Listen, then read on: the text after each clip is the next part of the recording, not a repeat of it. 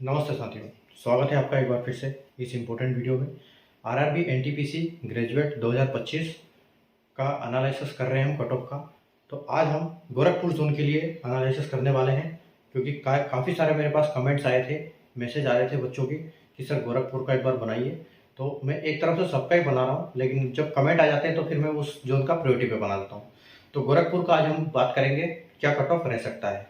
ठीक है, इससे पहले रिक्वेस्ट है, अगर आपने चैनल को सब्सक्राइब नहीं किया तो चैनल को सब्सक्राइब कर लीजिए, बेल आइकन को ऑल पर प्रेस कर लीजिए। जब भी आप बेल आइकन को प्रेस कर लेते हैं तो कोई भी इंपॉर्टेंट वीडियो में अपलोड करता हूं तो आपको उसकी नोटिफिकेशन सबसे पहले आपको मिलती है और आप जल्दी से उस वीडियो को देख पाते हैं। ठीक है, और वीडियो को जब लाइक करते हैं तो वो आपके लाइक सेक्शन में रहता है, कहीं भी आपको दोबारा उसको देखना है तो आपको तुरंत मिल जाता है वो। ठीक है, तो ये कारण है लाइक और सब्सक्राइब करने का।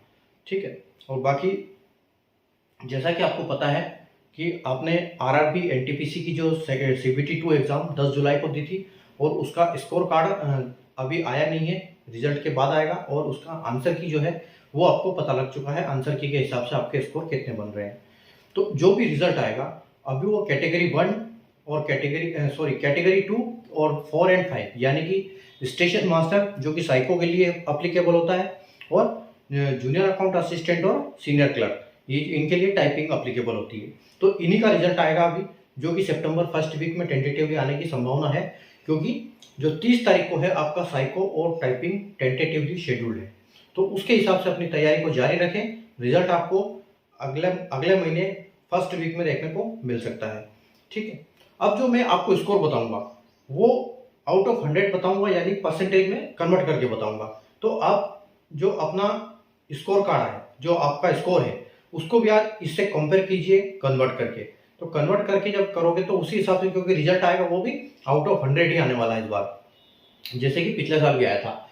ठीक है, तो आपको क्या करना है, ये जो अभी आपको पता तो है नहीं कि आपका एक्चुअल स्कोर क्या है।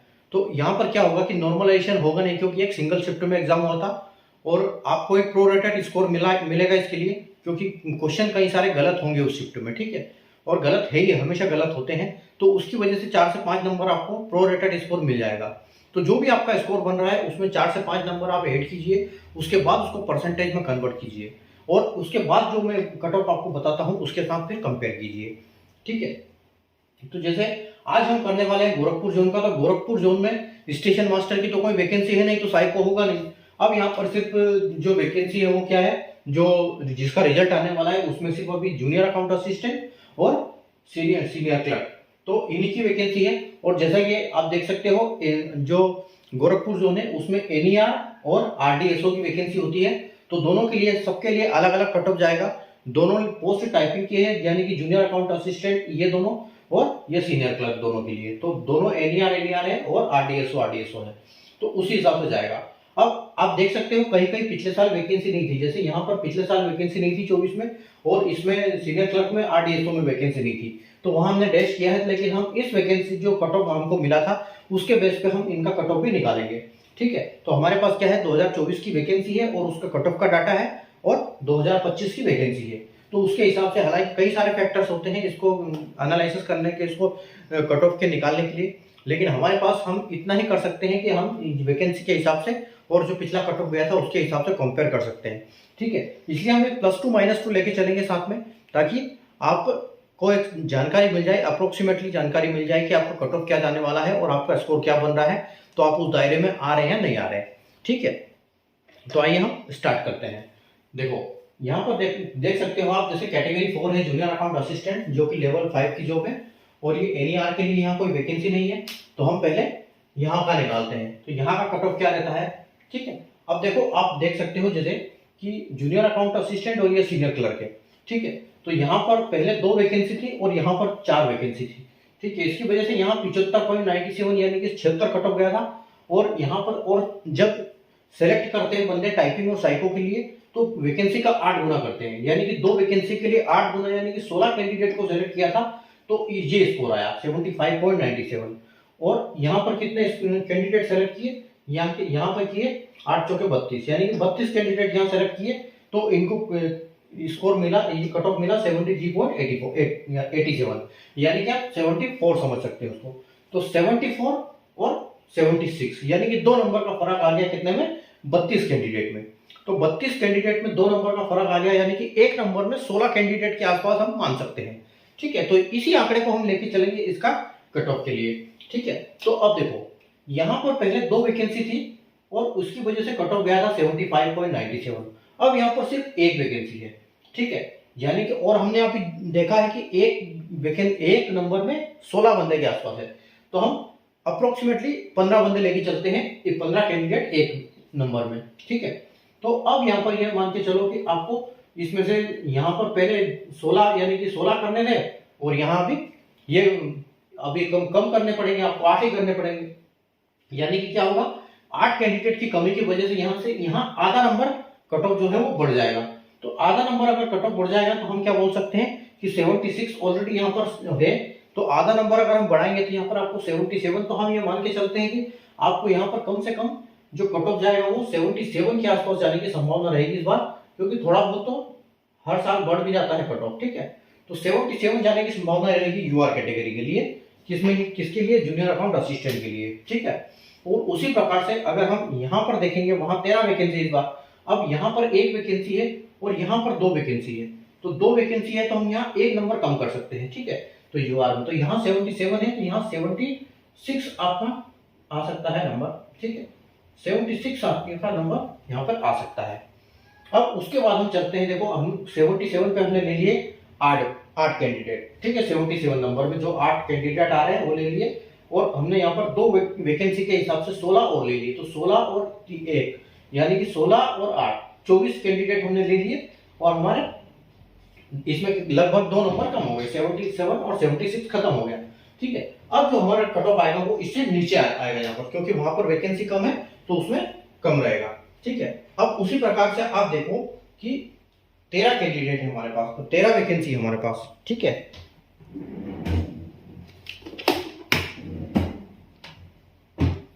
अगर 13 वैकेंसी है हमारे पास, तो अगर हम 13 का 8 गुना करते हैं तो यानी कि 104 होता है हमारे पास। ठीक है, 104 आता है, और 104 को हम अगर 16 से डिवाइड करते हैं, डिवाइड 16, तो यानी कि 6.5 आता है हमारा। ठीक है, तो आप ये मान के चलिए कि 6.5 यहाँ पर नंबर डाउन हो जाएगा कट ऑफ। ठीक है, 6.5 कट ऑफ डाउन हो जाएगा यहाँ पर, क्योंकि यहाँ पर काफी कैंडिडेट सेलेक्ट करने पड़ेंगे। तो ये 76 है, तो आप ये मान के चलो कि यहाँ पर जो है आपका कट ऑफ है वो 70 के आसपास हो जाएगा, या फिर अगर हम हो सकता है कि इससे ज्यादा भी कट ऑफ हो तो हम इसमें 73 लेते हैं यहाँ पर।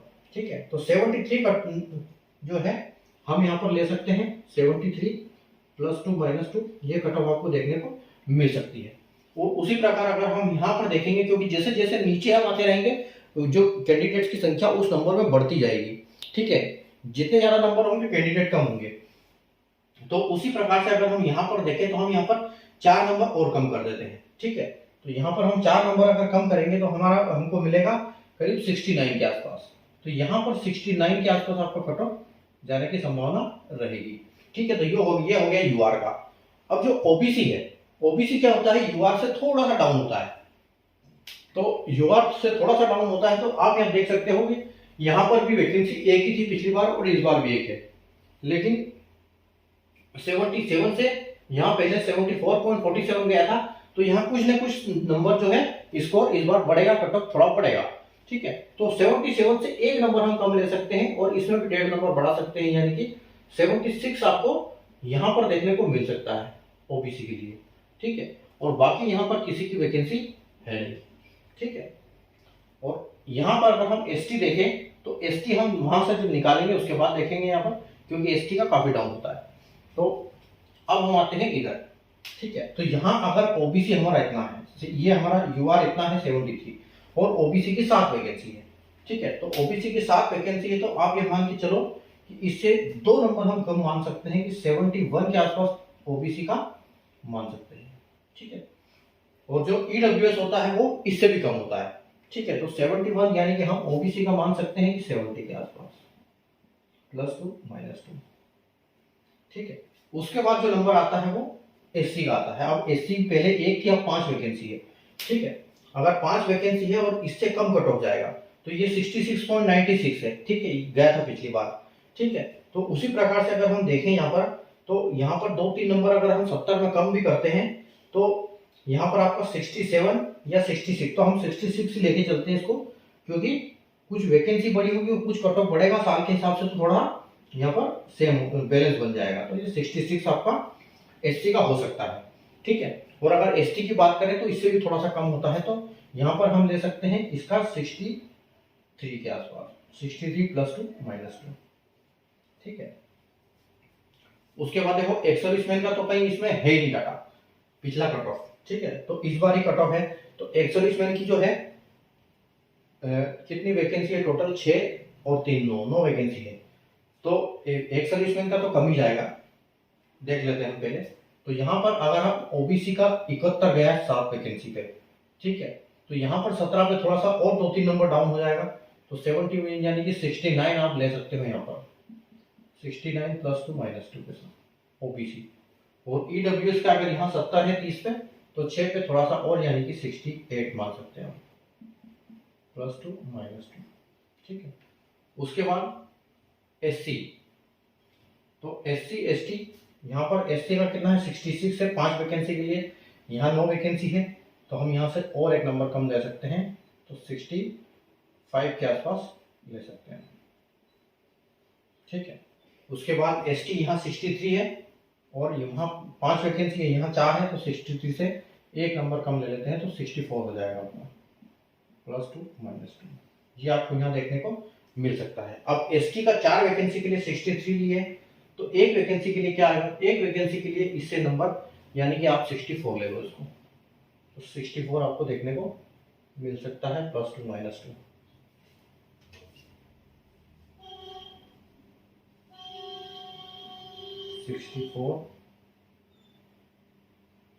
+2 -2, ठीक है। उसके बाद अरे इससे कम होगा ना, ये 63 से 62 जाएगा, ये 62, ठीक है। और यहाँ पर 64 हो गया, और बाकी यहाँ पर किसी की वैकेंसी है नहीं, तो हम डैश कर देते हैं सबके। अब बचा एक्स सर्विसमैन, तो एक्स सर्विसमैन के केस में क्या होता है कि अब अगर 50 तक देखो तो एक्स सर्विसमैन में बहुत कम नंबर होते हैं, 50 के अबव, 50 से नीचे एक्स सर्विसमैन में ठीक ठाक नंबर होते हैं। तो 6 और 3 9 यानी कि 9 वैकेंसी है, और 9 का 8 गुना 9 8 72 यानी कि 72 कैंडिडेट सेलेक्ट करने हैं। तो 72 कैंडिडेट सेलेक्ट करने का मतलब है कहीं ना कहीं जो नंबर कट ऑफ जाएगा वो आपका कट ऑफ जाएगा कहीं 45 के आसपास, ठीक है। तो 45 के आसपास अगर जाएगा तो पहले हम लेते हैं इसके लिए 3 वैकेंसी के लिए, तो 3 वैकेंसी के लिए आप ये मान के चलो कि 48 के आसपास समथिंग आपका, या 46 लेके चलते हैं, 46 आपका +2 -2 यहाँ कट ऑफ हो सकता है, ठीक है। उसके बाद अगर हम यहाँ लेंगे तो यहाँ पर आप 43 के आसपास +2 और -2 इतना कट ऑफ हो सकता है एक्स सर्विसमैन के लिए, ठीक है। क्योंकि लगभग अगर कहीं किसी भी जोन में अगर हम देखते हैं तो अगर 60-70 वैकेंसी है तो उनका जो कट ऑफ है वो 50-45 तक पहुंच जाता है, ठीक है। तो यहाँ पर टोटल वैकेंसी तो कम है, लेकिन यहाँ पर 6 और 3 9 और 9 का 8 गुना लेना है, यानी कि 72। तो 72 जब कैंडिडेट हम लेंगे तो ये कट ऑफ हमको मिलेगा, लेकिन जब फाइनल जाएगा ये बहुत हाई कट ऑफ जाएगा इसका, ठीक है। उसके बाद फाइनल में जाएगा इसका हाई कट ऑफ, लेकिन टाइपिंग पोस्ट है थोड़ा सा कम भी हो जाएगा, ठीक है। लेकिन यहाँ से इससे कम नहीं होगा, वो 50 है ना, वो 55 से ऊपर ही रहेगा लास्ट में। बाकी हम देखेंगे फाइनल में क्या स्कोर आता है, स्कोर कार्ड के हिसाब से सेकंड में, तो उसी हिसाब से हम देखेंगे क्या कैंडिडेट लेके आते हैं, नंबर कैसे लाते हैं, ठीक है। तो ये था आज का हमारा गोरखपुर जोन के लिए। तो गोरखपुर जोन में जो वैकेंसी थी उसके हिसाब से ये मैंने आपका कट ऑफ बताया, ये कट ऑफ जा सकता है, आप कंपेयर कर सकते हो अपने आंसर की के स्कोर के हिसाब से। और आंसर की के हिसाब से मैंने आपको बताया कि उसमें 5 ऐड करना है और उसको परसेंटेज में चेंज कर देना है और उसके साथ इसके साथ कंपेयर करना है, तब आपका जो डाटा है वो जो आपका वो एक्यूरेट आ जाएगा। और अपनी टाइपिंग की तैयारी करें अच्छे से, ठीक है। तो टाइपिंग की तैयारी जब आप करेंगे तो एक मैंने कुछ टिप्स का वीडियो बनाया था एक, ठीक है, क्योंकि पिछले साल में टाइपिंग देने गया था और टाइपिंग मैंने क्लियर भी की है। तो प्रो टाइपिंग टिप्स ऐसे करके एक मैंने वीडियो बनाया है, तो उसका मैं वीडियो का लिंक डिस्क्रिप्शन में दे देता हूँ, तो आप उस वीडियो को देख लीजिएगा। ताकि आपको वो जो टिप्स उसने आपने उस पर काम कर लिया, अमल कर लिया, तो आप ये मान के चलो कि आपका 100% श्योर है टाइपिंग आपकी 1 महीने की प्रैक्टिस से निकल जाएगी। तो उसके साथ जैसे मैंने बताया था वैसे अच्छे से तैयारी करो, वीडियो को पूरा देखो ध्यान से, क्या क्या टिप्स मैंने उसमें दी है वीडियो इसके लिए, टाइपिंग के लिए, ठीक है। और जैसे स्कोर कार्ड आएगा मैं एक बार फिर उस टिप्स का वीडियो बनाऊंगा, तो आप उसके हिसाब से तैयारी कर सकते हैं अपनी अच्छी सी, ठीक है। तो टाइपिंग की तैयारी करें ताकि आपका कम भी स्कोर है तो आप आराम से निकाल पाएँ, ठीक है। तो बाकी वीडियो को लाइक और शेयर ज़रूर करें और चैनल को सब्सक्राइब करके रखें। और इससे पहले हमने जितने भी वीडियो बनाए हैं वो इस वीडियो के डिस्क्रिप्शन में प्लेलिस्ट का लिंक है, जैसे क्लिक करेंगे सारे वीडियो की लिस्ट आपके सामने आ जाएगी, अपने जोन का आप वीडियो देख सकते हैं उसमें, ठीक है। तो मिलते हैं अगले वीडियो में, तब तक के लिए गुड बाय, टेक केयर।